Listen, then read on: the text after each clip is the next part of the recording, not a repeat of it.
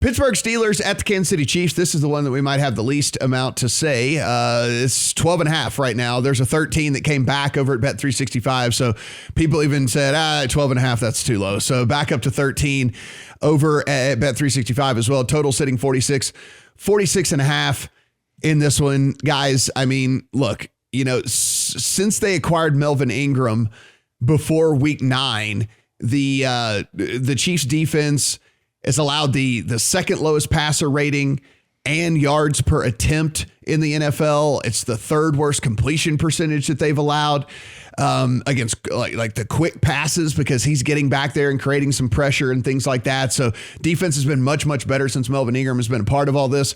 But at the end of the day, Brett, it doesn't matter, because the quarterback's Ben Roethlisberger, and this is one of the worst offensive teams to make the playoffs in recent memory.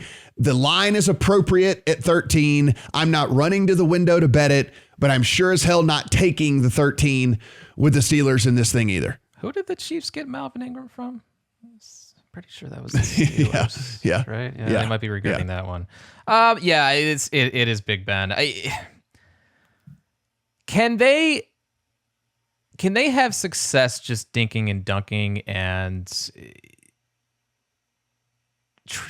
the game plan here should be simple. Methodical, keep the clock running, pound the ball with Najee Harris, take Mahomes out of his rhythm.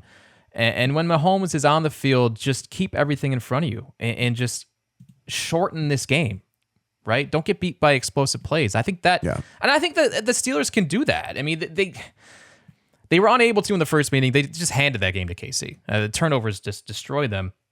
If they can take care of the football, 13 points is a lot for a playoff game like this. And the Chiefs have been sleepy in these early playoff games in the past against teams that they should just run all over. I kind of lean under in this game and on the Steelers side. I mean, the total in this game was 44. The first time these two teams met, it's 46.5 in some places. And why is that? Because of what happened the first time they met? I don't get that. So I do lean under. I think the Steelers will be able to shorten this game in the best way possible. And that's kind of where I'm going with this one. Yeah, the game that Brett is mentioning, the first time they played, Kansas City won 36-10. They were at 30-0 halfway through the third quarter.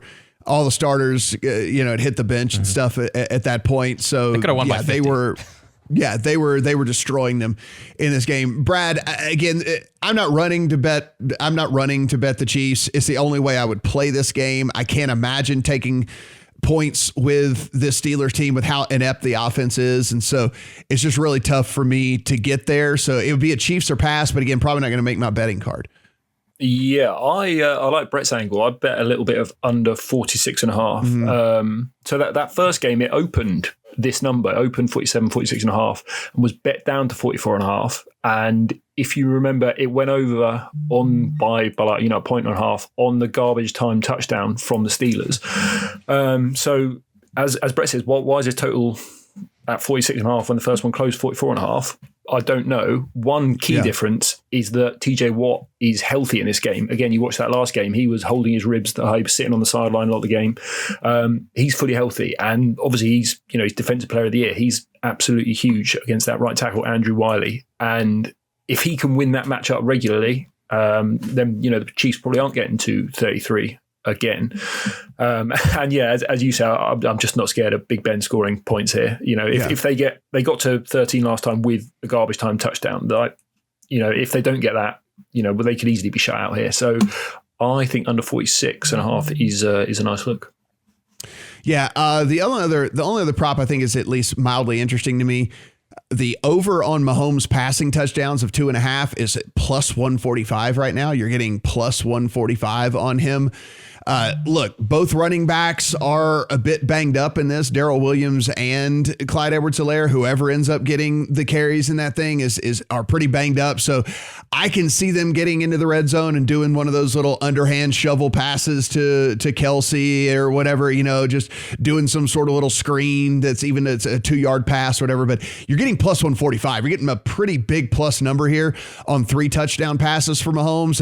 And Brett, I mean, it's not ideal. We don't typically typically want to bank on a guy getting 3 touchdown passes, but we also, you're not getting plus 145 on Mahomes very often for anything. And so I think at least if I was playing a prop in that one, that one's at least interesting to me. All right, well, you have fun with that one. I will not be touching that one because I'm praying that this one does not get to a point where Mahomes is throwing 3 touchdowns. So you have your fun.